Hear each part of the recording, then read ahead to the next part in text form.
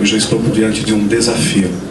Eu havia preparado uma mensagem para vocês, para entregar. Hoje pela manhã eu estava no meu devocional, orando, falando com Deus. Deus falou, não é nada disso que eu quero. Muda tudo.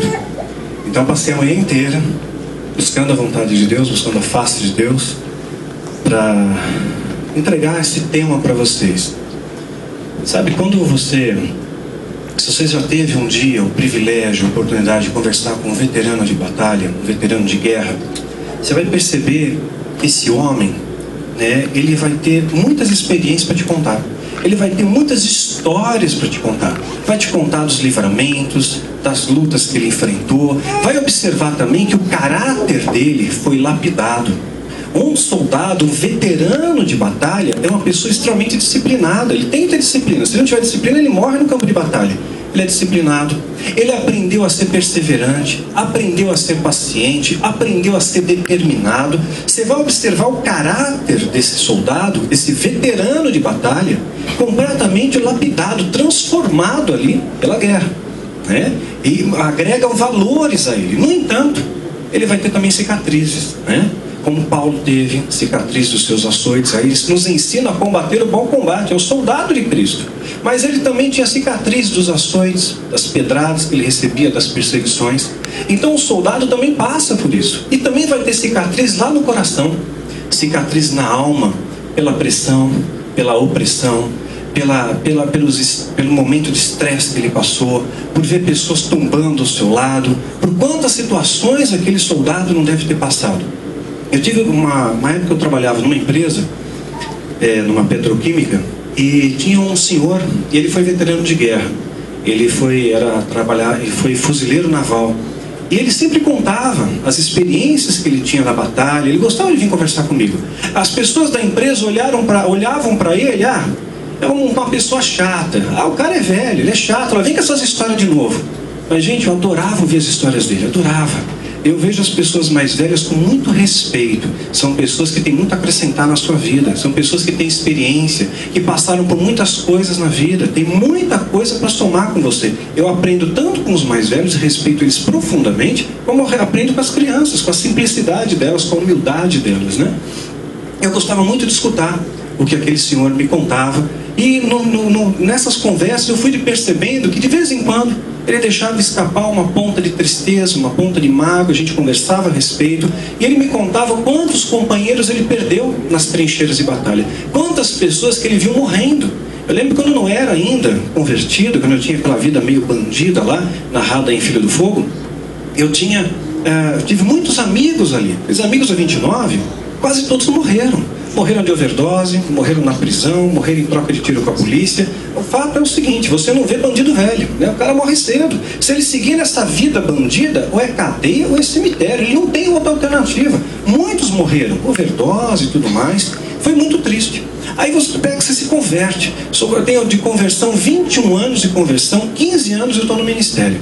E ao longo desses 15 anos de trincheira, esses 15 anos de aprendendo a cada dia com Deus a combater o bom combate, eu vi muita gente tombando, eu vi muita gente caindo, eu vi muita gente saindo do prumo, A questão não é nem o errar, porque todos nós erramos. A Bíblia fala os feitos e fala as falhas dos homens de Deus. Mas a questão é o que você faz depois. Eu vi pessoas que tinham uma vida normal, Foram extremamente abençoadas por Deus e eram um canal de bênção nas mãos de Deus.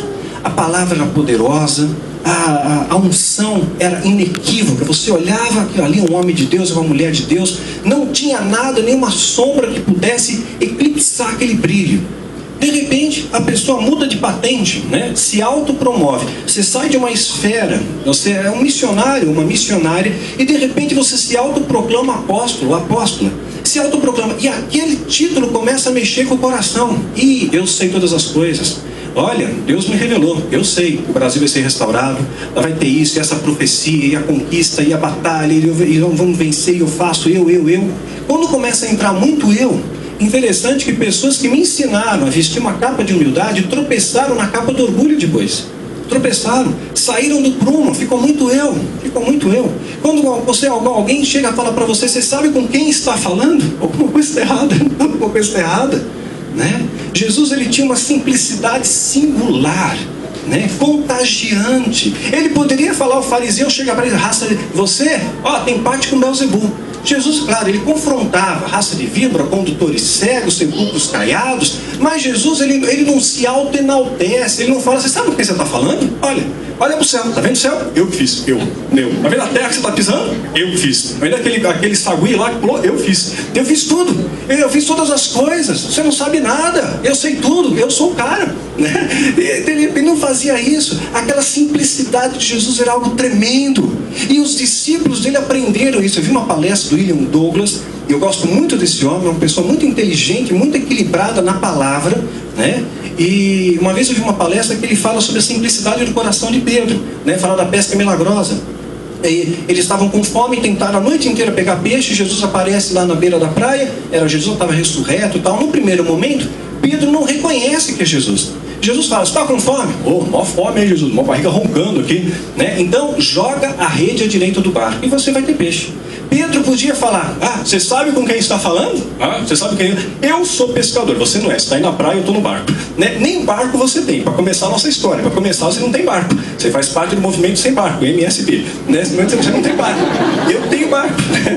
Então com quem que você está falando? Eu sou pescador profissional, tentei a noite inteira. Quem é você para dizer para onde eu jogo a rede? Pedro não questiona, olha a simplicidade desse homem, ele joga a rede, ele joga, mandou, tá bom, estou jogando. E não é que ele jogou porque ele reconheceu Jesus. Naquele momento ele não sabia que era Jesus ainda, né? Ele simplesmente acatou. Então essa humildade que precede honra tem que estar sempre no nosso coração. Eu vi muita gente tombando por causa disso, porque deixou que o título envaidecesse o coração. Eu faço, eu aconteço, eu não faz nada, quem faz é ele, nós somos só instrumentos. Eu vi pessoas, pastores, líderes, deixando de cumprir seu principal papel. Pastor cuida de ovelha, né?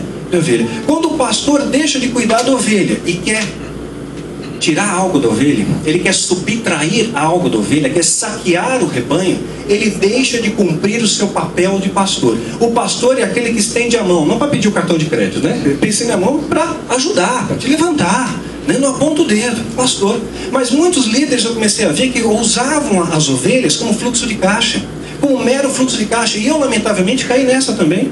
Eu fui perceber no momento certo, né? No momento de Deus, né? Algumas pessoas falam, Daniel, demorou para perceber, hein?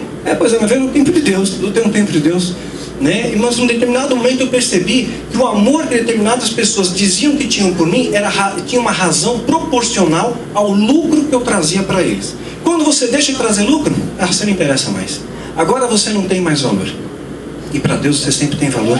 E eu vejo pessoas tombando, pessoas que eram ungidas do Senhor, pessoas que tinham ministério, tinham promessa, tinham outras coisas, e caem. Vi pessoas, um líder de um ministério muito conhecido, né? Um amigo meu, quantas vezes almoçamos juntos, quantas vezes compartilhamos juntos das coisas do Senhor, quantas vezes oramos juntos, quantas vezes eu participei de eventos em determinados ministérios, mas de repente alguma coisa começa a acontecer. Vem para mim, Daniel, eu vi um cartaz, ia ter um evento naquele local, e naquele cartaz me chamou a atenção alguma coisa. E esse líder falou para mim, Daniel, eu não posso te chamar. Você entendeu que não tem mais como a gente caminhar junto? Nós estamos falando da prosperidade, Daniel. Você vem falar de santidade. Santidade não está com nada. A gente está falando, sabe do que? Eu até anotei, porque são nomes tão pitorescos que eu tive que anotar. Nós estamos falando de ativação profética. Ativação profética. E você vem falar de perdão, de amor, de santidade. Tem que ser ativação profética, atos proféticos, liberação de destinos. Nós fazemos uma coisa aqui, né? Parece coisa de trabalho de um bando aqui em banda, né? De abrir caminho, abrir aula, aquela coisa toda, né? Liberação de transferência de unção. Transferência de unção. Tem gente, esses dias veio um pregador no Brasil.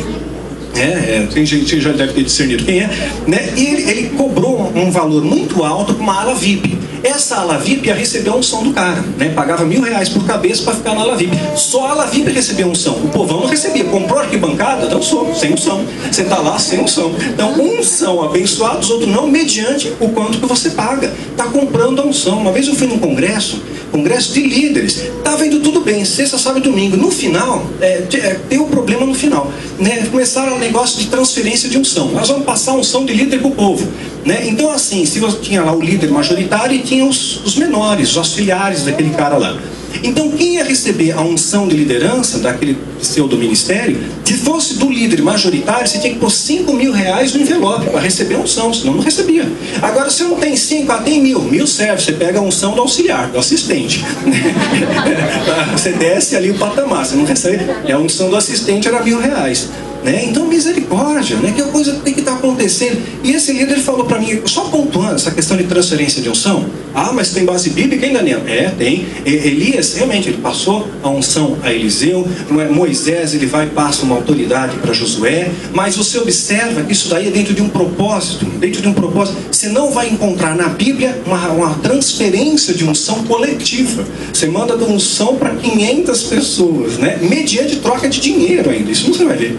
Né? A única vez que você vê um comércio da unção se reporta a Simão Mágico. Ele era um bruxo, era um feiticeiro, enganou muita gente. Aí sim ele vê Pedro manifestando a unção verdadeira de Deus. E o que Simão fala? Aí Pedro, quanto custa essa unção aí? Vamos negociar, né? Quanto é que custa esse negócio aí? Aí você vai ver dinheiro entrando dentro do contexto da unção, né? É o único contexto, né? Simão Mágico era um bruxo, era um feiticeiro, estava enganando o povo com as artes mágicas. Então eu comecei a ver pessoas, né, que tinham ministérios proeminentes, de repente se corrompem, fazem alianças, que você vê nitidamente, aquela aliança não foi forjada por Deus. Eu não consigo imaginar Jesus fazendo uma aliança com o fariseu. Ele batia contra o fariseu. Ele falou, olha fariseu, vamos fazer uma aliança aqui, vamos acabar com essa briga aí, olha o seguinte, né, a gente entra no meio termo, aí não teve isso, não tem negociação com o pecado, é se ensina ou não, né, não dá para você ficar em cima do muro. Isso me deixou muito triste. Eu vi pessoas que caminharam comigo, que dobraram o joelho ao meu lado, que comeram comigo, e de repente entra aquela coisa, Daniel, nós vamos fazer, nós vamos acontecer, e vai ser assim, e de novo, olha, a gente não faz nada, quem faz é ele. Né? Pessoas que caem nos laços da mentira, nos laços do sexo, nos laços do roubo, né? Das falsas alianças. Quanta gente começou a cair. E aquilo me deixou extremamente chateado. Eu vou ser muito sincero com vocês, eu fiquei muito triste com tudo isso. E Deus falou comigo, 2 Pedro capítulo 2, diz assim: e também houve entre o povo falsos profetas, como entre vós haverá também falsos doutores, e que introduzirão encobertamente heresias da perdição, encobertamente. Ou seja, não vai dizer, olha, vou ensinar uma coisa para vocês hoje, isso aqui é uma heresia, é uma doutrina de demônio, viu? Então anotem aí, né? Então não tem isso, né? Então ele vai ser encobertamente, disfarçadamente. Ele vai disfarçar que é de Deus, mas não é de Deus. Achava que Simão Mágico era de Deus, não era de Deus, né? Encobertamente heresias, perdição, e negarão o Senhor que os resgatou. Ou seja, pessoas que foram resgatadas pelo Senhor, que foram transformadas pelo Senhor. Num dado momento entrou algo naquele coração, eles se afastam, negam a Deus e acabam transferindo para o povo mais problemas, né? Negarão o Senhor que os resgatou, trazendo sobre si mesmo repentina perdição. Repentina perdição. Eles trazem uma consequência, há uma consequência do pecado. E muitos seguirão as suas dissoluções, mas esses vão ter líderes, vão ter seguidores também. Esses falsos líderes vão ter seguidores, porque tem muita gente que está correndo atrás do vento. O povo perece porque lhe falta o conhecimento. E muitos seguirão as suas dissoluções, pelos quais será blasfemado o caminho da verdade. Blasfemado o caminho da verdade. Estão tripudiando em cima da palavra de Cristo, né?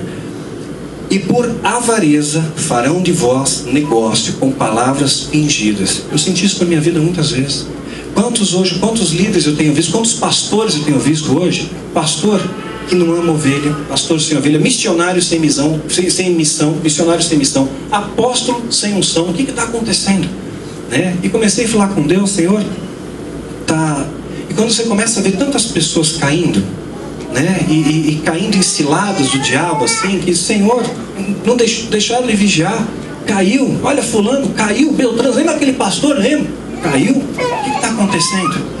Eu lembro quando a minha esposa estudou medicina, uma coisa que ela falava bastante para mim, eu conheci outros médicos também, e todos eles falam a mesma coisa. Quem trabalha em pronto-socorro, né, o PSC, pronto-socorro de cirurgia, no Hospital das Clínicas, entra politraumatizado, entra gente baleada, gente com facada, né, você vai nas aulas lá de doenças terminais, você vê síndromes raras ali, as pessoas sofrendo, os médicos, todos eles diziam para mim: Daniel, você está às vezes no meio de tanta doença, de tanto problema, parece um milagre você ter saúde, parece um milagre, eu tenho saúde, eu tenho, né? A pessoa fica impactada com aquilo e louva a Deus: obrigado, Senhor, pelo que eu tenho.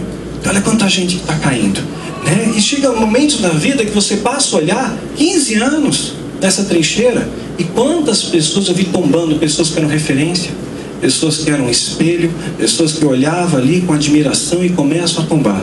Falei: Senhor, o que está acontecendo? Por que estão caindo esses valentes? 2 Samuel 1,19 diz assim: há ornamento de Israel, nos teus altos foi ferido, como caíram os teus poderosos. Em algumas traduções, como caíram os teus valentes, né? O que está acontecendo? E quando eu comecei a ver tudo isso, eu falei: Senhor, gente, com toda sinceridade, sem demagogia, eu amo muito ao reino de Deus, amo muito a Jesus, amo muito a sua vida. Mas eu falei para o Senhor: Senhor, eu não quero mais ver ninguém cair, ninguém que esteja perto de mim. Cansei, sabe? Isso está me abalando, porque você se envolve com sentimento, você ama aquela pessoa, você investe naquela vida, você acredita, você coloca fulano, beltrano como referência para você, de repente, bum, cai. O que está acontecendo?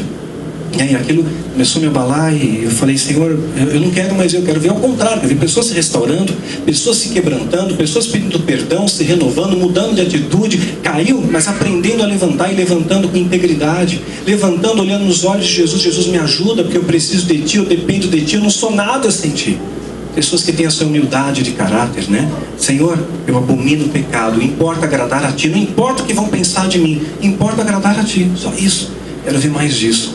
E Deus então falou para mim: você quer ver mais? Então ensina, porque pela graça de Deus, não há mérito no homem. Eu quero ressaltar isso: não há mérito no homem, a graça é dele, a honra é dele.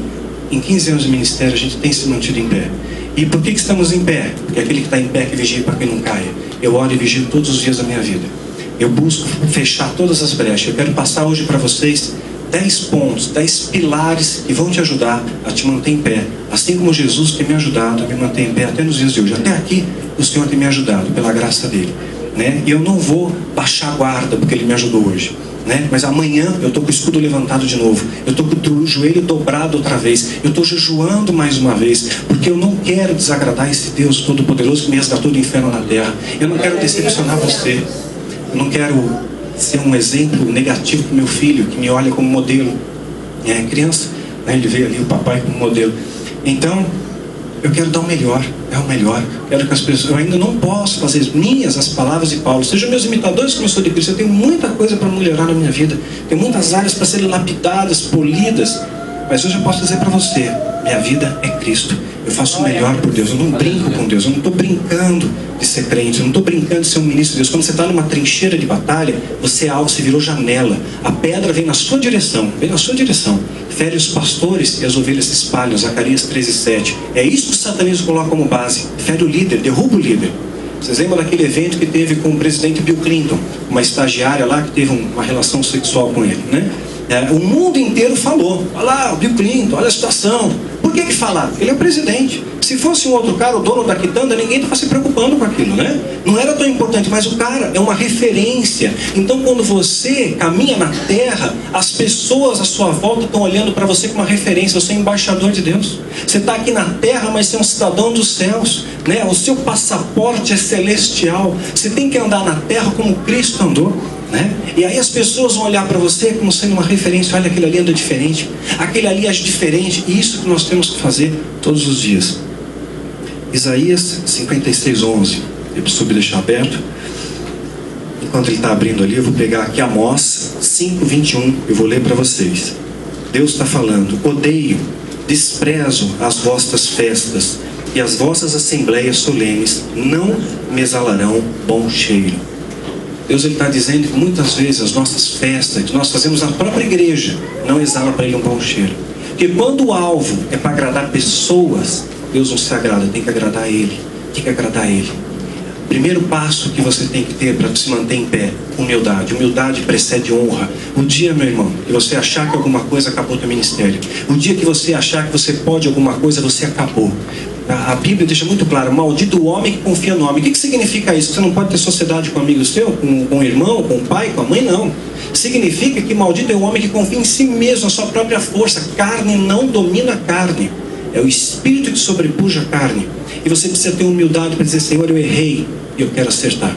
Ter humildade de pedir perdão a Deus, pedir perdão para as pessoas que às vezes você afeta com atitudes erradas. A humildade sempre vai preceder honra, né? E as pessoas às vezes têm vergonha. E aí não vou me expor, eu vou contar uma mentira. Só que a mentira da filhote fica pior daqui a um tempo, né? Ela procria. Aí para tapar um buraco você cria dois. Então piora. Humildade precede honra, né? O seu coração tem que ser como o coração de uma criança, o coração humilde. É o primeiro ponto, né? Isaías 56:11, por favor, sobe.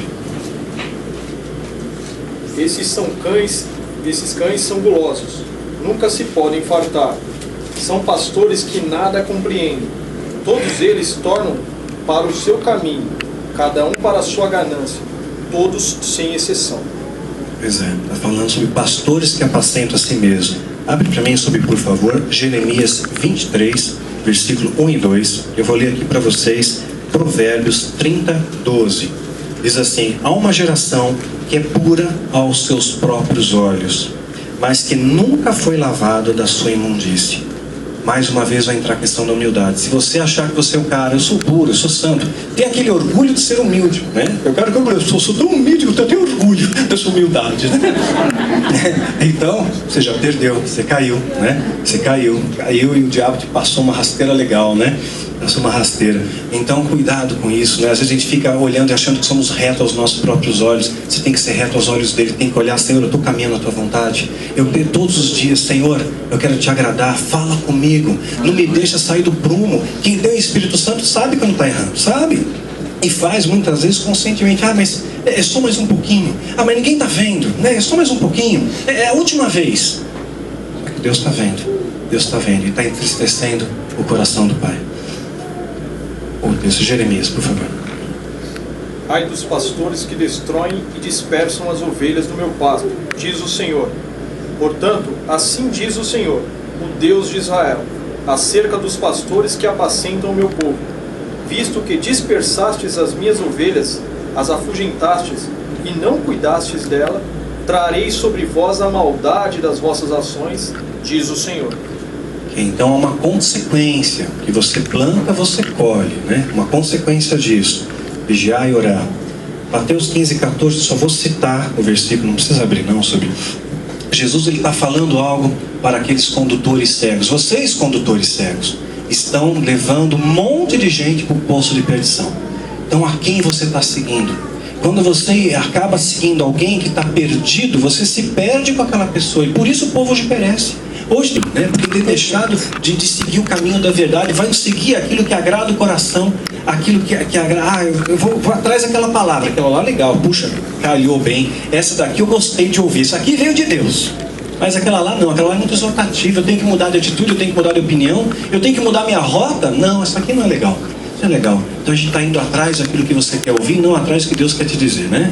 Não, cuidado com isso. O que vai te manter em pé é ouvir a palavra de Deus, mesmo que ela seja dura para você. Essa palavra dura vai cortar você pelo meio, vai separar a tua alma e teu espírito e vai purificar a sua vida. A gente quer brilhar, mas para brilhar você tem que ser lixado, né? A gente não quer essa parte. Não, lixar não é muito legal, né? 1 Pedro 4:11, ele está nos ensinando como que nós devemos agir diante de Deus, né? Está mostrando como é que nós devemos administrar as nossas coisas segundo a vontade de Deus, né? Abriu já? 1 Pedro 4:11, por favor. Se alguém fale segundo as palavras de Deus. Se alguém ministre segundo a força que Deus dá, para que em tudo Deus seja glorificado por Jesus Cristo. A Ele pertence a glória e o domínio para todo sempre. Então, tudo que você falar, fala para agradar a Deus. Seus gestos possam agradar ao Senhor. Viva na terra para agradar ao Senhor que está lá nos céus, né? João 8:32, não precisa abrir, que isso aqui todo mundo conhece. Conhecereis a verdade e a verdade vos libertará. Não basta conhecer a verdade. tem que viver a verdade.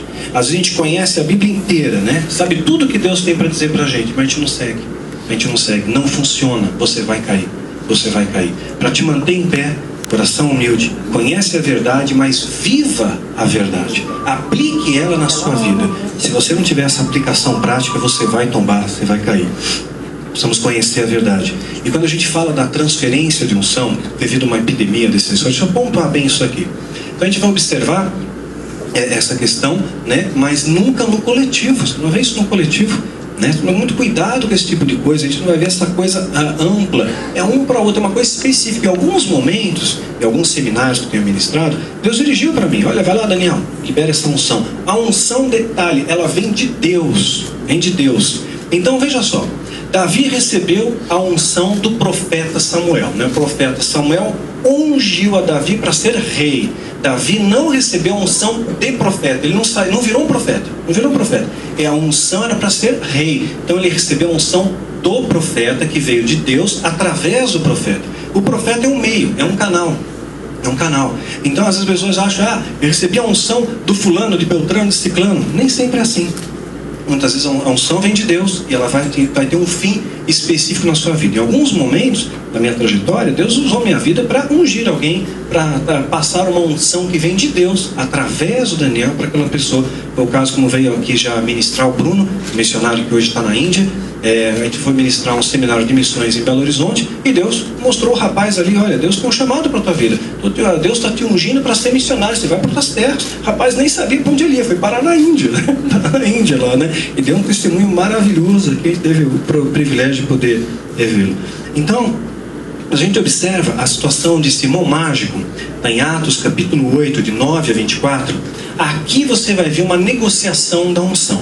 Uma negociação da unção. Simão Mágico, ele enganou muita gente, e as pessoas achavam que ele era um cara de Deus, mas o coração dele não era de Deus, não tinha humildade, ele não vivia a verdade. Ele podia até conhecer alguma coisa na Bíblia, mas ele não punha aquilo na prática, ele não vivia. Então, sem humildade, sem viver a verdade, você vai cair no engodo de Simão Mágico. Você vai ter seguidores, vai ter gente que vai te seguir, né? Pessoas que são feridas, machucadas, que não estão enxergando, que não têm o discernimento, vão te seguir, mas aquilo é mera ilusão. É um ministério que não vai ter frutos para o reino. Deus, ele pode usar essa vida para alcançar outras? Pode. Deus usa até as mulas, usa. Então, quantas mulas nos dias de hoje estão sendo usadas por Deus para alcançar vidas? Porque Deus é soberano sobre todas as coisas, né? Mas não brinque com Deus, né? Deus vai cobrar de você, da sua vida. São Mágico, Atos 8, de 9 a 24. Vamos sumariar essa parte aí. Estava ali certo homem chamado Simão, que anteriormente praticara naquela cidade a feitiçaria, iludindo o povo de Samaria. Dizia ser um homem importante, e todos o atendiam, desde o menor até o maior, dizendo: este é o grande poder de Deus. Eles o atendiam porque já desde muito tempo os havia enganado com a sua mágica. Quando, porém, Filipe lhes pregara acerca do reino de Deus e do nome de Jesus Cristo, creram nele e foram batizados tanto homens como mulheres. Creu até o próprio Simão, e sendo batizado, seguiu Filipe. E vendo os sinais e as grandes maravilhas que se faziam, estava maravilhado. Quando os apóstolos que estavam em Jerusalém ouviram que Samaria recebera a palavra de Deus, enviaram para lá Pedro e João. Quando chegaram, oraram para que recebessem o Espírito Santo, porque sobre nenhum deles tinha ainda descido, mas somente eram batizados em nome do Senhor Jesus. Então lhes impuseram as mãos e receberam o Espírito Santo. Simão, vendo que pela imposição das mãos dos apóstolos era dado o Espírito Santo, ofereceu-lhes dinheiro, dizendo: dai-me também esse poder, para que aquele sobre quem eu puser as mãos receba o Espírito Santo. Pedro, porém, lhe disse: o teu dinheiro seja contigo para a perdição, porque pensaste que o dom de Deus se compra com dinheiro? É certo que tu não tens parte nem direito neste ministério, porque o teu coração não é reto diante de Deus. Arrepende-te desse teu pecado e ora a Deus. Talvez te seja perdoado o pensamento do teu coração, pois vejo que estás em fel de amargura e preso pelo pecado. Respondeu, porém, Simão: orai vós por mim ao Senhor, para que nada do que dissestes me aconteça. Pois é, olha que coisa surreal. O feiticeiro, depois de escutar uma negativa de Pedro associada a uma exortação, poxa, Pedro, ora por mim. Ele viu que a situação está ficando estreita para ele, né? Até o feiticeiro se ligou. Quando você tem um encontro com a verdade, fica inquestionável, fica inquestionável. Agora eu quero chamar a atenção para a atitude de Pedro. Pedro não se corrompeu. Ofereceu grana para Pedro. Pedro falou, esse dinheiro vem boa hora, estava precisando mesmo, estava precisando, valeu, né? Está aqui a unção. Pedro não se corrompeu, não vendeu a unção, não leiloou a sua salvação. Pedro não se corrompeu, não venda a sua fé, querido. Quer se manter em pé? Não se corrompa. Busca um coração humilde, conheça a verdade e viva a verdade. Cuidado com o laço do passarinheiro, vem muito essa questão de grana. Em época de eleição, pipoca na minha caixa de e-mails, olha, Daniel, você não quer apoiar fulano? Olha, tantos R$1000 para você, né? Você cai numa dessa, é laço de engano. Porque eu tenho uma direção que é rema para minha vida, não me envolvo com política, não vou me envolver. É rema para minha vida, não me envolvo. Eu oro, mas eu não vou fazer campanha para ninguém. Não me envolvo com isso. E é claro que vem nas horas que você está precisando, é claro, eu costumo brincar até nos seminários, vem naquela hora que você abre a geladeira da sua casa, só para tomar um arzinho fresco, tá geladinho, vai de festa, deixa mais tarde, né? É nessa hora que vem, você só tem grana para comprar aquele bife 007, né? Frio, duro e com nervos de aço, né? Só tem grana para isso, é nessa hora que vem, na hora que você está naquele aperto lá. Aí dá até impressão, né? Eles ainda vêm e douram a pílula, né? Ainda vem com aquela embalagem, olha, Deus mandou te entregar mediante que você faça determinada coisa, né? É um negócio. Não se venda, não se corrompa, não brinca com Deus, Uma outra característica, esse é o terceiro ponto então, não se venda, não se corrompa, não brinca com Deus, mantenha o coração humilde, humildade precede honra, conheça a verdade e viva a verdade, não basta conhecer, você tem que viver, você tem que praticar essa verdade. Apenas fazendo uma comparação, quando os discípulos caminharam com Jesus, 3 anos, né? Eu fiquei no engano, nas trevas, por 8 anos, ou seja, quase 3 vezes mais. Eu fui imbuído, né, embebedado, né, embebido ali com aquela doutrina satânica mentirosa que deforma a verdade, confunde a sua mente. E até no livro Filho do Fogo a gente passa só um verniz, né? A gente não aprofundou na doutrina satânica. O negócio dá um nó na cabeça. Se você não tiver conhecimento bíblico, não tiver a chancela do Espírito Santo, ele te engana, ele te passa o rodo. Satanás é um bicho astuto, engana até os anjos. Eu não estou enganado. Engana os anjos, te engana. O bicho é sujo mesmo, te engana assim, né? Então, a minha mente estava completamente cauterizada por aquilo. Sou liberto. Aquela canção que o Júnior hoje foi usado por Deus para entoar, a última, né? É meu, somente meu, todo o trabalho, meu trabalho é descansar em ti. Foi esse louvor e adoração que me jogou por terra, há 21 anos atrás, caiu por terra, caiu na chão, né? Quando eu vi esse louvor aí, né? E hoje, essa adoração me mantém em pé. Eu sei que é dele o trabalho, tenho aprendido a descansar no Senhor, a entregar meus problemas, minhas dificuldades, né, minhas decisões. Senhor, me ajuda na minha fraqueza, me ajuda, que me mostra aquilo que eu não estou vendo, não deixa meus pés tropeçarem em pedra. Tem que orar e vigiar todos os dias sem cessar. Então, embora eu conhecesse, depois de convertido, eu conhecia todas as estratagemas do satanismo, conhecia as datas, os feitiços, os encantamentos, o modus operandi, toda aquela bagagem de conhecimento não me dava nem um pingo de autoridade contra ele, porque o seu conhecimento tem que ter esteio nas palavras de Deus, tem que ter conhecimento em Deus, porque conhecer apenas o inimigo não te dá autoridade contra ele. O que eu recebo de pergunta, Daniel, como é que isso? A gente identifica um satanista, mas não se preocupa com isso, né? Não se preocupa quem é o satanista. Importa que se ele entrar numa igreja, ele vai receber o amor de Cristo, ele vai ser liberto. Importa isso. Eu lembro de uma ocasião, foi fazer um seminário em Brasília. Entrou uma galera, satanista mesmo, simpatizantes do diabo, né? Eles eram de uma seita lá regional. E veio todo mundo de preto, pentagrama no pescoço, vieram vestido a caráter, né? Vestido a caráter ali. E se espalharam na igreja. E tinha ali o pessoal da intercessão, Daniel, entrou satanista na igreja, o negócio agora está estreito. Estão fazendo sinais, né? Faziam gestos, tal, né? Estão lançando encantamentos. E agora, né? O grupo de intercessão está atacando, batalha, guerra, anjos, demônios, visões, né? Aí eu falei, tudo bem, deixa, eles vão estar recebendo a palavra. Tinha um policial lá, crente, né? Falou, Daniel, é o seguinte, a gente pode prender eles, no final a gente solta. Eu falei, não, eles já estão presos, né? A gente está aqui para libertar os os cativos, né? Eles já estão presos no engano, né? Então, no final, Deus dirigiu para fazer um apelo, né? Um apelo a quem queria aceitar Jesus como seu Senhor e Salvador. O primeiro a vir na frente foi o líder daquele pequeno grupo ali. Todos eles aceitaram Jesus, todos eles, né? Todos eles tiveram o seu nome escrito no livro da vida. Então, a igreja tem que ser um celeiro de amor, que alguém entrar aqui tem que ser impactado com esse amor, tem que ser transformado com esse amor. Mas você só vai transformar pessoas se a sua vida for transformada. Não basta conhecer a verdade, tem que praticar a verdade. As pessoas têm que olhar em você, olha lá, a vida dele foi transformada, ele mudou. A conversão significa mudança de rota. Você está indo por um caminho, você mudou a rota. Então, viva, né? Conheça a verdade e viva essa verdade. Uma outra coisa que eu vou ler aqui, Atos capítulo 16, de 22 a 26.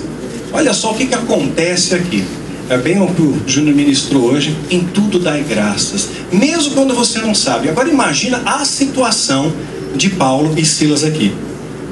E a multidão se levantou unida contra eles, e os magistrados, rasgando-lhe as vestes, mandaram açoitá-los com varas. Tomaram uma surra.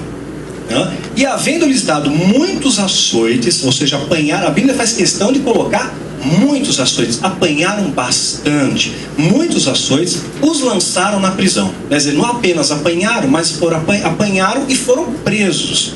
As coisas estavam indo de mal a pior, né? Apanharam e foram para a prisão, mandando ao carcereiro que os guardasse com segurança, ou seja, não tinha intenção nenhuma de soltá-los, né? Iam ficar um bom tempo na prisão. O qual, tendo recebido ordem, os lançou no cárcere interior. Ele lhes segurou os pés no tronco.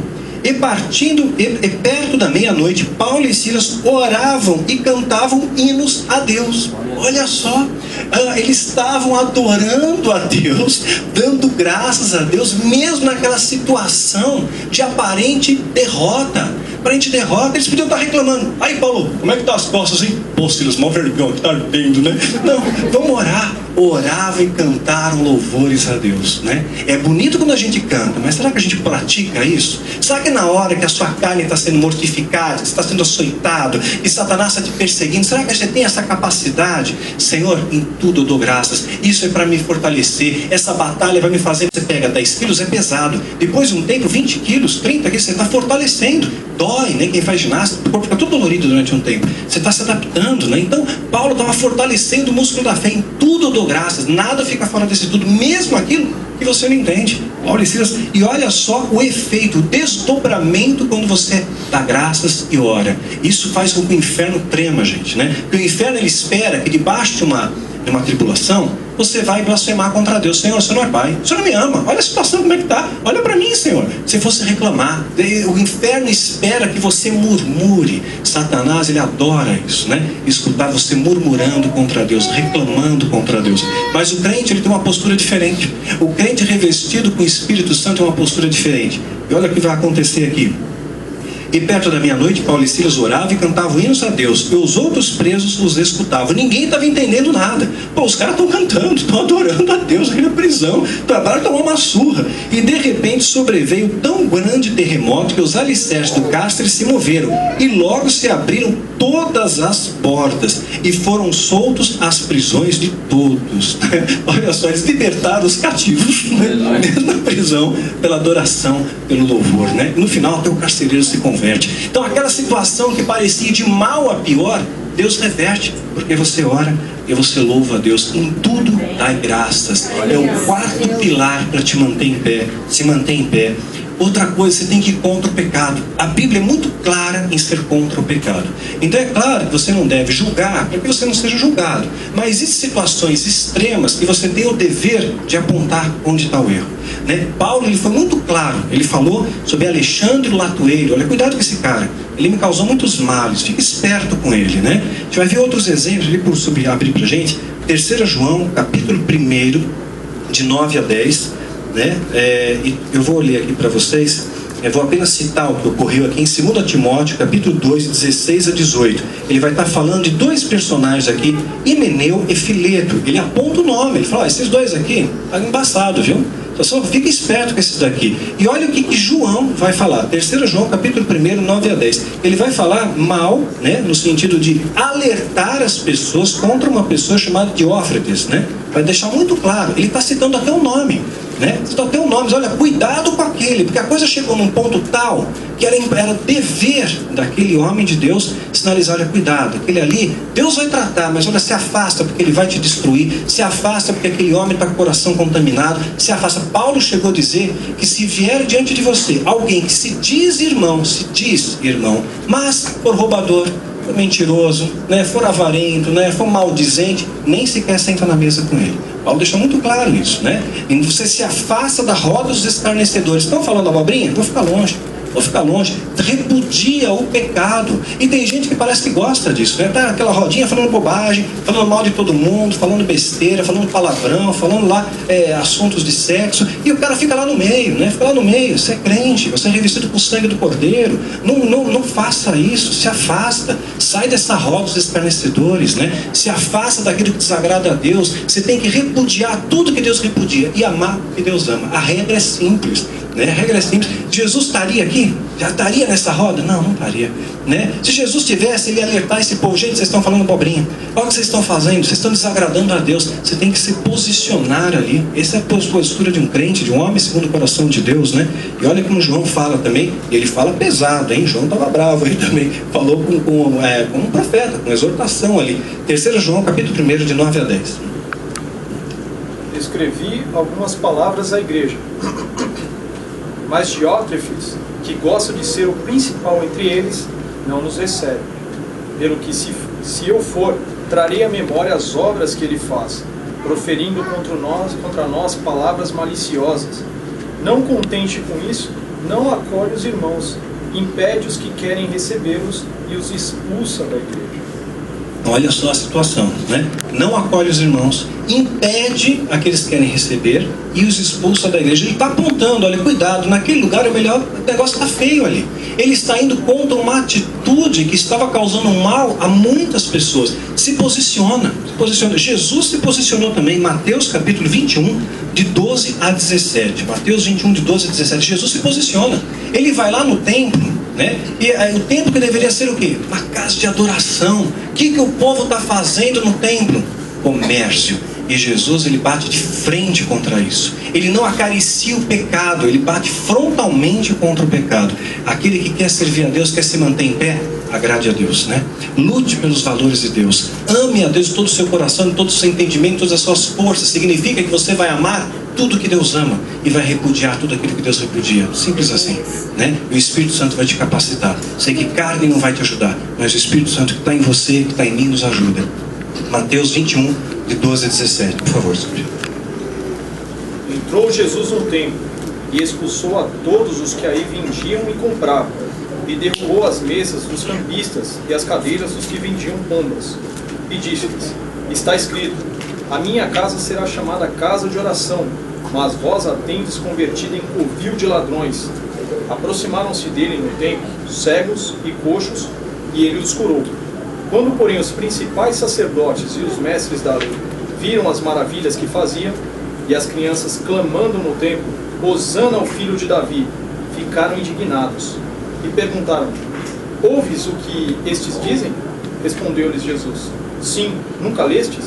Da boca de crianças e pequeninos tiraste perfeito louvor? E deixando-os, saiu da cidade para Betânia, onde passou a noite. Olha que coisa interessante. As crianças estavam louvando a Deus. Os fariseus não se sentem muito confortáveis com aquela situação. E Jesus defende as crianças. Quer ser grande diante de Deus? Seja pequeno como uma criança. Tenha um coração simples e puro como uma criança. Adore a Deus com o coração de uma criança. De todo o seu coração, de toda a sua sinceridade, de todas as suas forças. Isso vai te manter em pé. Essa adoração genuína, verdadeira, autêntica, pura, singela, vai te manter em pé. É um dos pilares que vai te manter em pé. Importante que você tenha conhecimento. Conheça a verdade te liberta, né? Mas como é que a gente vai conhecer a verdade? Coloca como alvo. No começo do ano, as pessoas têm um monte de metas, né?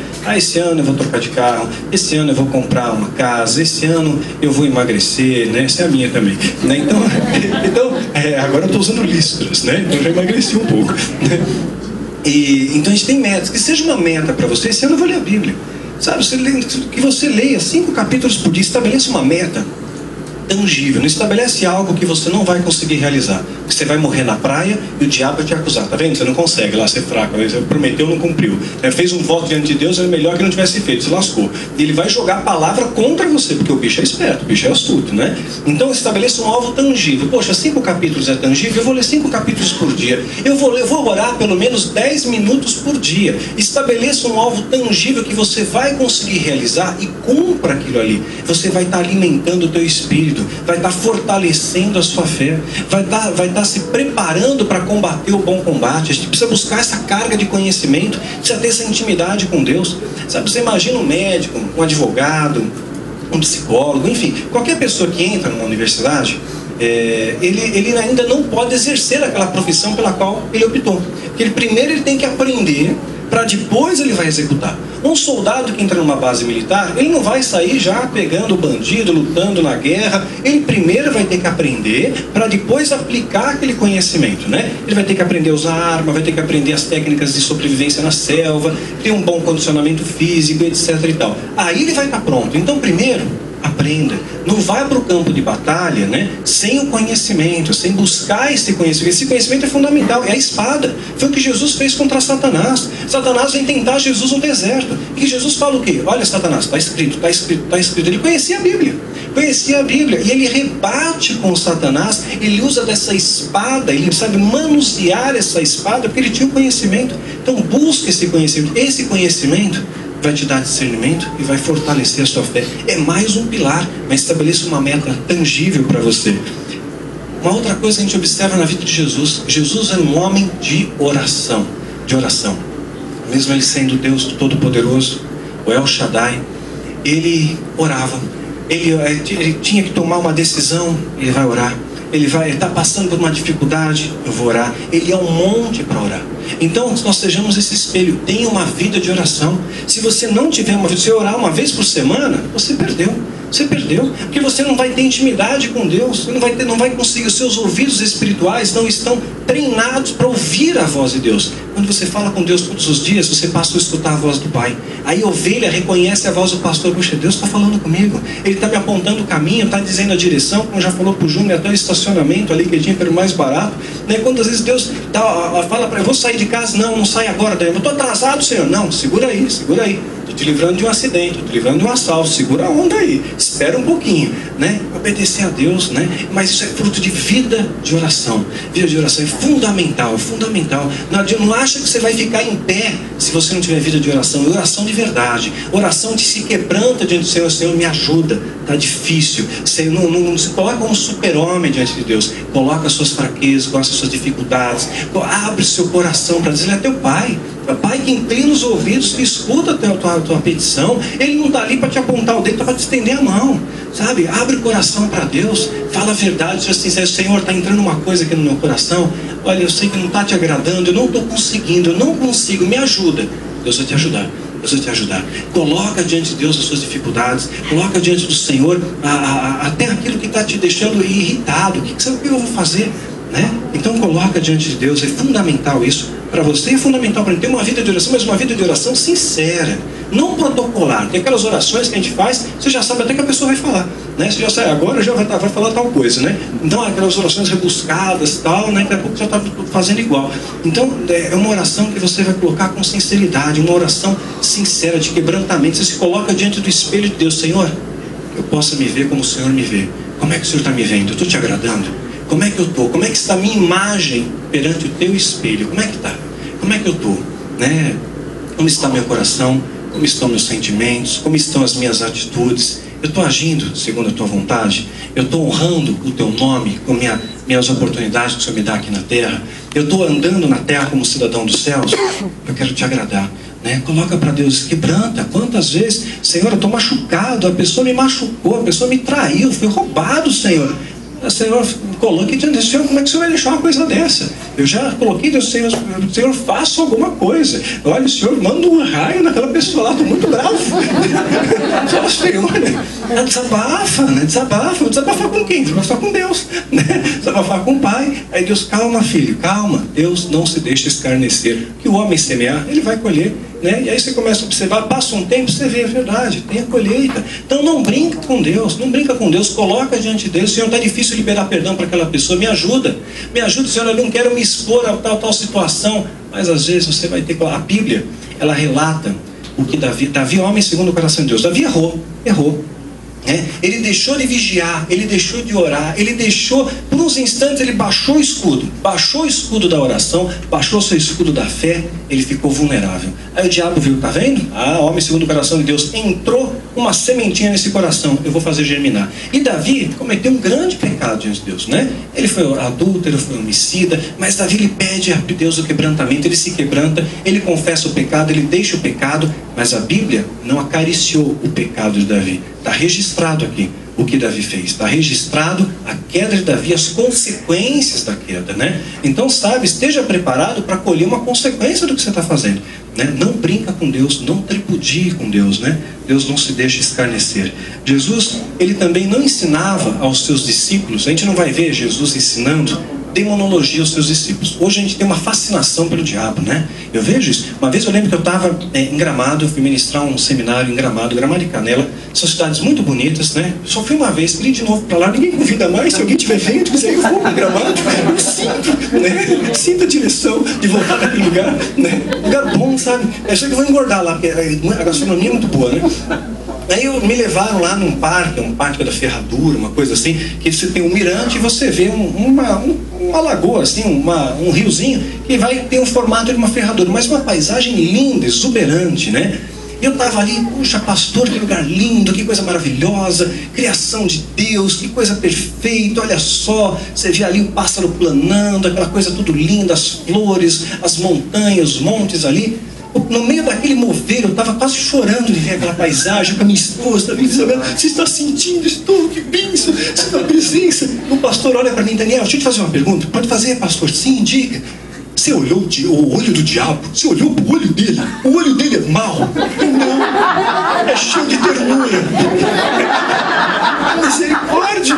Gente que banha de água fria, sabe, escorreu para lá. Né? Aí na hora do almoço, eles só queriam saber do capeta, como é que são os rituais, mas como é que faz isso, como é que faz aquilo. Aí eu tentei dizer o assunto, e a minha esposa olhava para mim, pô, Daniel, sai dessa aí, com aquele olhar. Sabe quando a mulher olha com aquele olhar assim, né? Você se vira aí, né? Cruza a perna e balança o pé, tá brava, balança o pé.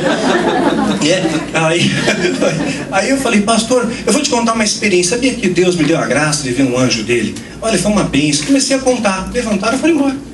Puxa vida, né? Então as pessoas têm um fascínio em querer saber do capeta, mas gente, se você não conhecer a Deus, você não tem autoridade nenhuma contra o capeta, não funciona.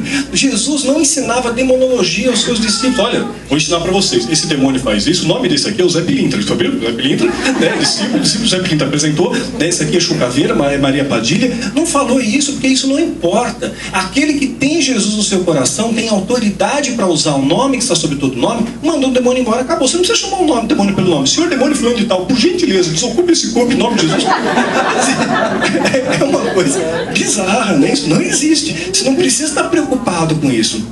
Então, Jesus não ensinou. Você vai ver aqui, Jesus ele fala sobre demônio? Fala. Os discípulos expulsavam demônios? Expulsavam. Vou ler um texto aqui.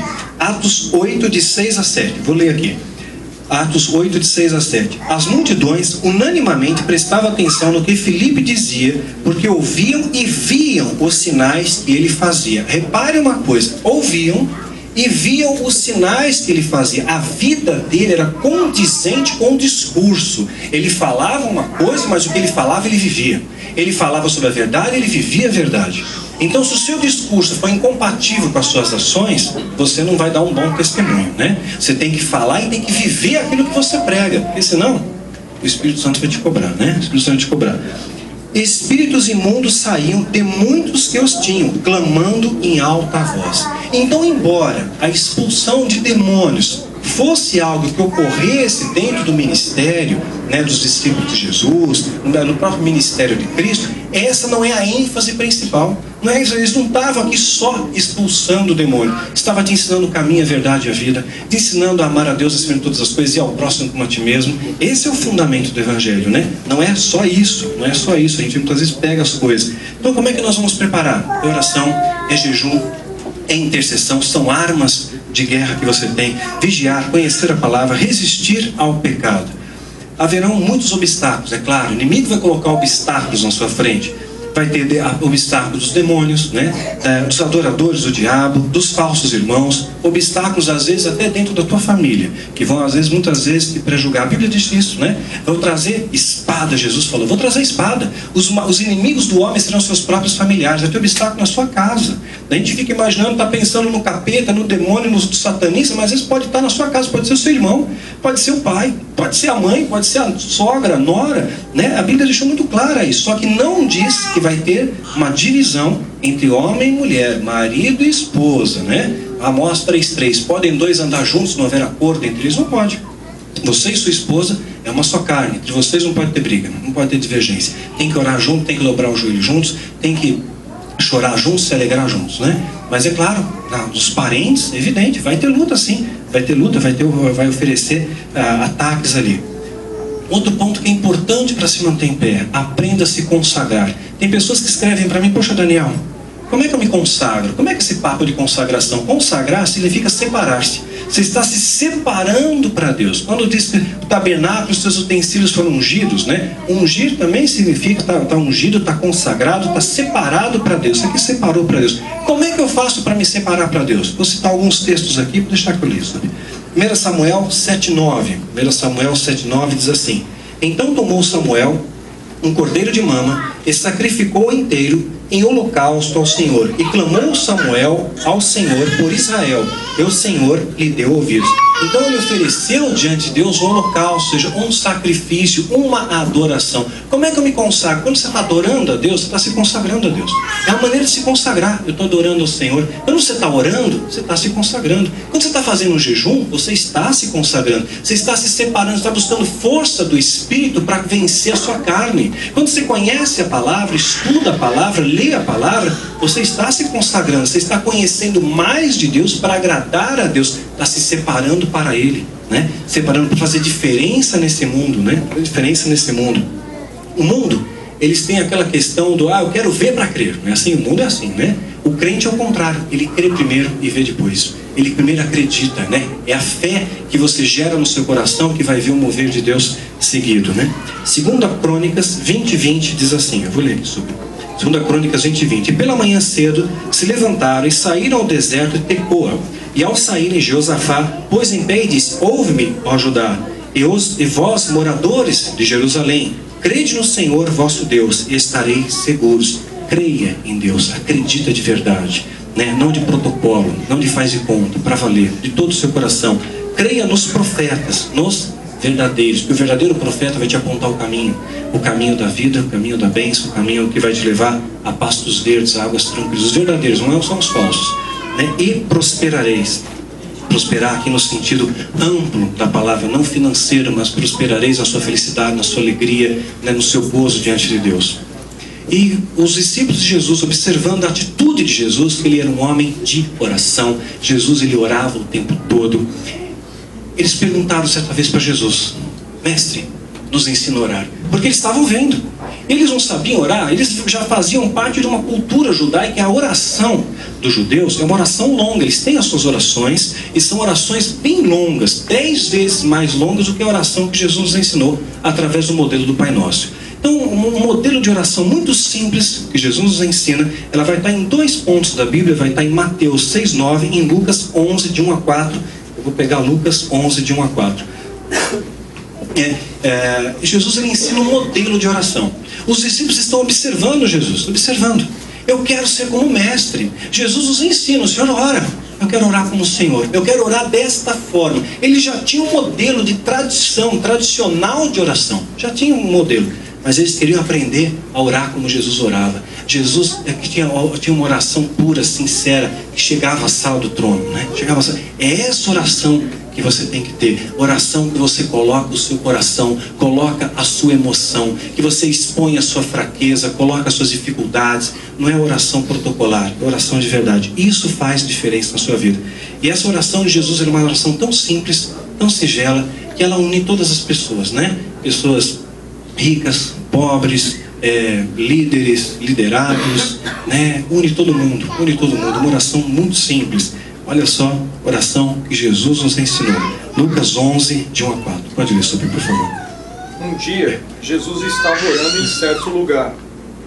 Quando acabou, disse-lhe um dos seus discípulos: Senhor, ensina-nos a orar, como também João ensinou aos seus discípulos. Ele lhe disse: quando orardes, dizei: Pai nosso, santificado seja o teu nome. Venha o teu reino. Dá-nos o nosso pão cotidiano. Perdoa-nos os nossos pecados, pois também nós perdoamos a qualquer que nos deve. E não nos deixe cair em tentação, mas livra-nos. Pois é.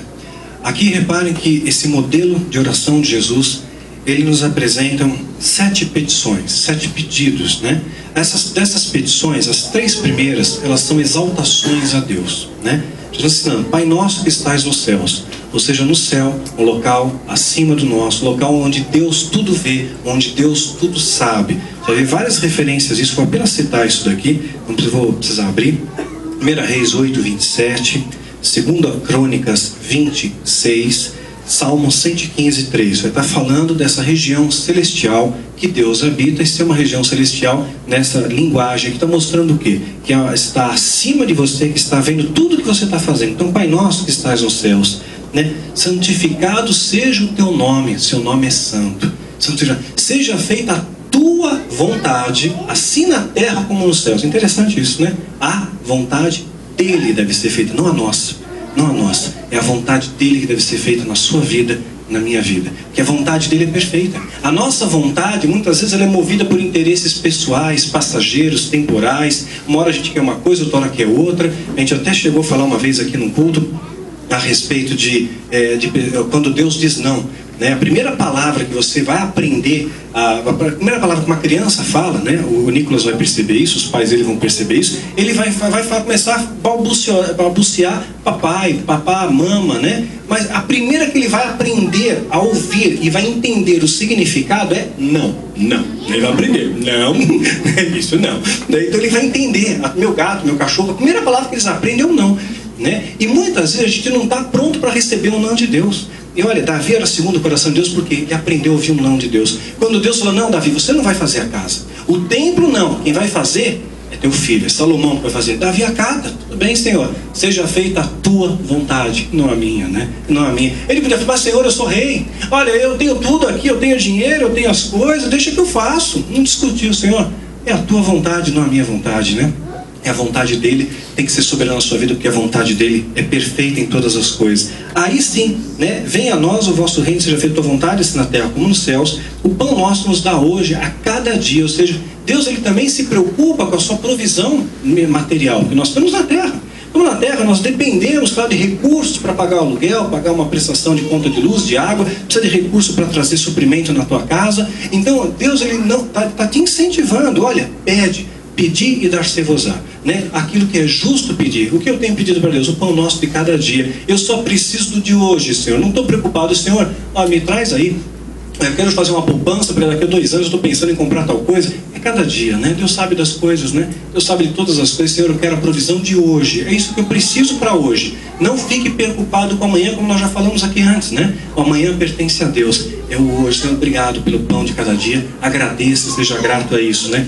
Perdoa as nossas ofensas, assim como nós perdoamos aqueles que nos ofendem. Perdoa aqueles que nos devem. Perdoa as nossas dívidas.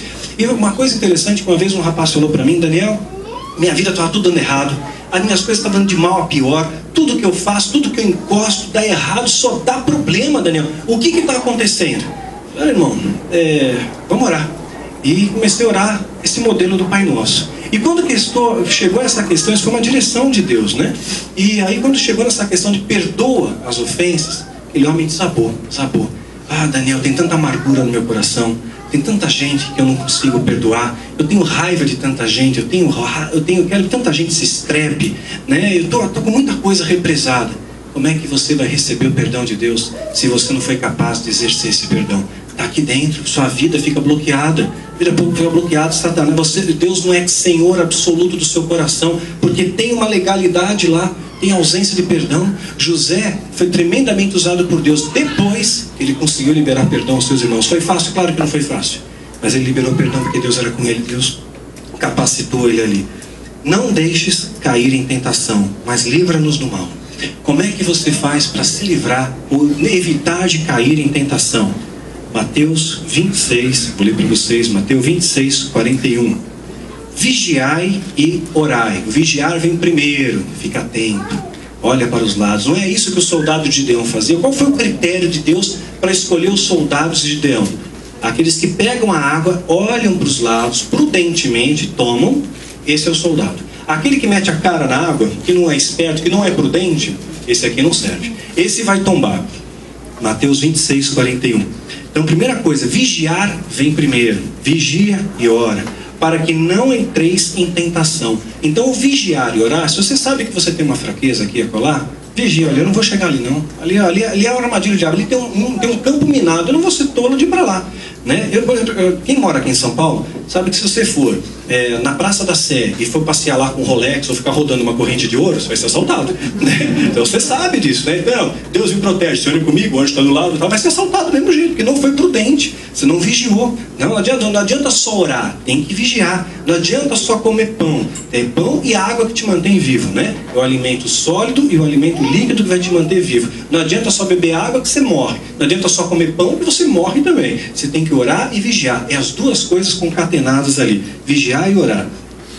Para que não entreis em tentação. Na verdade, o espírito está pronto, mas a carne é fraca. Então ele está avisando, olha, sua carne é fraca. Carne não domina a carne. O que domina a carne é o Espírito Santo. E o Espírito, ele é fortalecido com o quê? Vigiar e orar. Com esses ensinamentos, queridos, com esteio na palavra, eu tenho plena certeza que Deus vai te capacitar a andar nessa terra em pé. Andar em pé. E quando você perceber que suas forças estão se esvaindo, dobra o joelho, ora lá para o céu. Senhor, olha para mim. Olha para mim, me ajuda na minha fraqueza. Me tira desse tremedal de lama. Me tira dessa situação. Muda a minha história. Muda a minha vida. Muda a minha vida. É isso que tem feito com que a gente tenha se mantido em pé durante 15 anos. E não é mérito do homem. Não é glória para o homem. A glória é dele. A honra é dele. Mas eu tenho procurado todos os dias da minha vida colocar esses preceitos que eu estou ensinando para vocês. Eu posso garantir que isso não é teoria para a minha vida. Isso é algo prático. É algo que eu pratico todos os dias. É algo que eu procuro orar, procuro vigiar, procuro conhecer a palavra, procuro conservar um coração humilde, procuro conhecer a verdade, viver a verdade, procuro agradar a Deus em todos os atos que eu faço. Tudo eu pergunto para Deus: Senhor, eu estou te agradando? Estou te agradando? Olha para mim. Estou fazendo melhor para ti? Algo que eu possa fazer mais? Eu viver é Cristo, queridos, de todo o meu coração. E se Deus me ajudou até aqui, se até aqui o Senhor tem me ajudado, eu tenho uma família maravilhosa, tenho uma esposa que eu amo muito e a cada dia amo mais. Tenho um filho que me traz muito orgulho. Até meus bichinhos é bom de ver. Você vê eles saudáveis ali brincando. Se Deus tem me trouxe até aqui e não tem faltado na minha casa o pão sobre a mesa, não tem faltado o leite do meu filho, não tem faltado nem a ração dos meus bichinhos. Se Deus tem feito isso por mim, Ele pode fazer por você, porque o Espírito Santo que está em mim é o mesmo que está em você. Deus não tem filhos prediletos, mas é aquele que está mais perto de Deus a receber mais. Tenha certeza disso. Que Deus possa te ajudar, queridos, a vencer as tentações, a vencer as lutas, os obstáculos. Você possa de fato caminhar na terra como cidadão dos céus. Eu quero ver uma nação que se ergue a Deus. Estou cansado de ver gente caindo, gente. Corta o meu coração ver um homem, uma mulher de Deus tombando nos campos de batalha. Eu quero que esse exército se levante. Levante uma adoração a Deus. Levante os seus braços lá no céu. Senhor, olha para a minha vida. Muda a minha vida, muda a minha história. Muda o meu caminhar, muda o meu pensar, muda o meu agir. Vamos falar com Deus. Você que hoje está aqui e que quer de todo o seu coração andar segundo os preceitos do Senhor, mas muitas vezes Satanás tem te atacado, tem batido no seu peito, tem acusado na sua mente, tem atormentado o teu sono. Vamos colocar no único lugar que é seguro, no único lugar que é perfeito, que é o centro da vontade de Deus. Vamos colocar em pé diante de Deus. Fique em pé onde você está.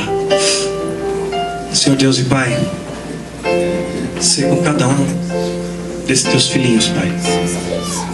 Ajuda, Jesus, ajuda.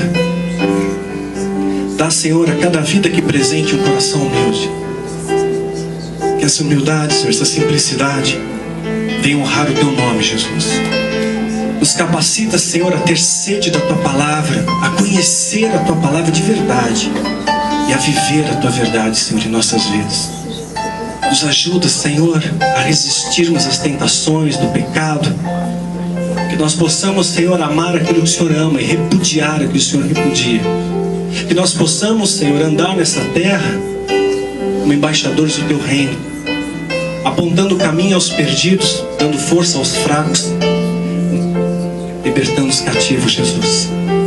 Mas começa, Jesus, libertando cada vida aqui da sua própria prisão, da prisão de mentira, de pecado, de engano, de roubo, de avareza, de ganância, de soberba, de orgulho.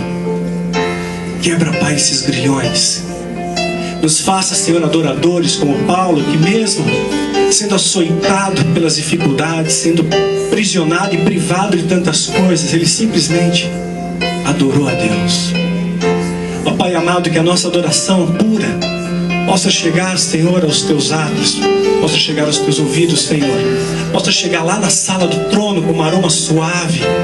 Que Jesus possa olhar para cada um de nós e saber: meu filho está me adorando, faz silêncio no céu. Minha igreja está me adorando, faz silêncio no céu. Cada vez que você não souber o que fazer, dobra o joelho. Dobra o joelho.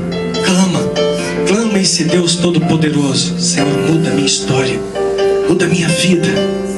Que eu possa, Pai amado, viver os teus preceitos. Que eu possa, Pai amado, fazer diferença nessa nação, diferença no meu bairro, na minha escola, no meu trabalho. As pessoas, Pai, possam olhar para mim e ver, Senhor, nos meus olhos o teu brilho. Ver, Senhor, nas minhas atitudes o espelho de ti, Jesus o Cristo. Que nós possamos, Pai amado, exalar o teu perfume nessa terra. E que as pessoas possam sentir esse perfume do teu amor, Senhor, e sejam impactadas com ele. Que esse amor transforme as vidas. Que esse amor, Senhor, possa sobrepujar todo o pecado, toda a dor. Ó Pai, em nome de Jesus, capacita, Senhor, a andarmos por essa terra em pé.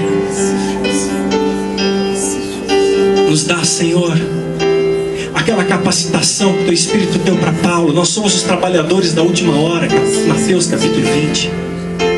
Significa que a mesma unção que estava lá sobre Paulo, que aguentou e permitiu que ele suportasse os açoites, as prisões, as perseguições, aquela mesma unção que estava sobre Paulo, aquele mesmo amor que Paulo tinha, que pode dizer: abatido sim, derrotado não, é sobre você, é sobre mim. A mesma unção que estava lá com Elias, quando ele destrona os profetas de Baal. Trabalhadores da última hora, está com você, está comigo. Tome posse dela. Viva Cristo. A mesma coragem que estava lá no coração de Davi quando enfrentou o gigante Golias, em nome do Todo-Poderoso, está no teu coração. Está aí. Está aí. Aquela paciência, aquela tolerância, aquela perseverança de José, que passou tanto tempo na prisão, está aí no seu coração. Trabalhador da última hora, está aí. Jesus deixou muito claro: a paga é a mesma, a unção é a mesma. Toma posse, guerreiro. Toma posse, honra a Deus com tudo que você tem, com seus talentos, com o seu tempo, com as suas habilidades, com o seu louvor, com a sua adoração, com a sua oração, com o seu jejum, com a sua consagração. Cada vez que você dobrar o joelho, soldado, você está erguendo uma espada no reino do Espírito. O inferno vai saber que só o Senhor é Deus na tua vida. O inferno vai saber que só o Senhor é Deus na tua família, na tua casa, na tua empresa. Ele vai ter que recuar, porque onde o exército de Deus avança, a a luz prevalece sobre as trevas. Que você seja soldado de Cristo, uma tocha de fogo a andar por essa nação. Leva a luz de Cristo em qualquer lugar que você for. Através do seu gesto, do seu sorriso, do brilho dos seus olhos, das suas mãos estendidas, do seu abraço, da sua oração sincera. Honre a Deus, ame a Deus de fato. Pai, ergue, Senhor, esses que caíram. Traz de volta, Jesus, aos teus braços. Traz de volta, Jesus, traz arrependimento nesses corações, Deus. Aqueles que têm se afastado do Senhor, traz arrependimento genuíno. Que haja, Senhor, a confissão do pecado. E nós possamos, pela capacitação do Teu Espírito Santo, deixar esse pecado. E possamos dizer: Satanás, doeu a cruz, doeu os cravos, mas eu estou aqui. Eu vivo com Cristo, porque eu morri por Cristo. Eu morro por Cristo todos os dias. Mato a minha carne, mato a minha vontade, mato os meus desejos. E quando você morre por Cristo, você renasce com Ele. Você vive com Ele. E quando você vive com Deus, você vai provar de uma alegria que só aquele que tem um nome escrito no livro da vida possui.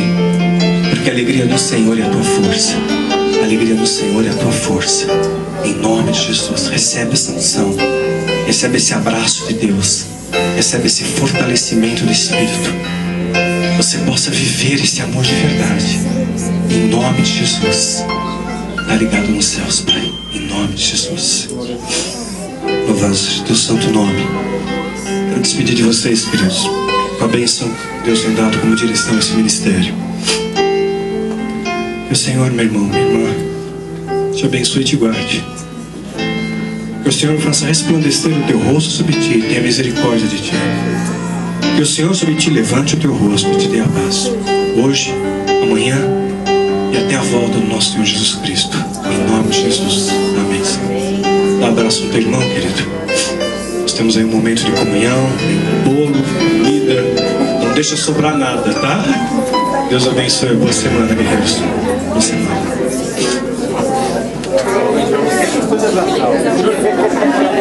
Parabéns, ó, cantar parabéns. Olha lá, com música. Parabéns pra você. Essa data querida, nunca Parabéns pra você. Essa data querida.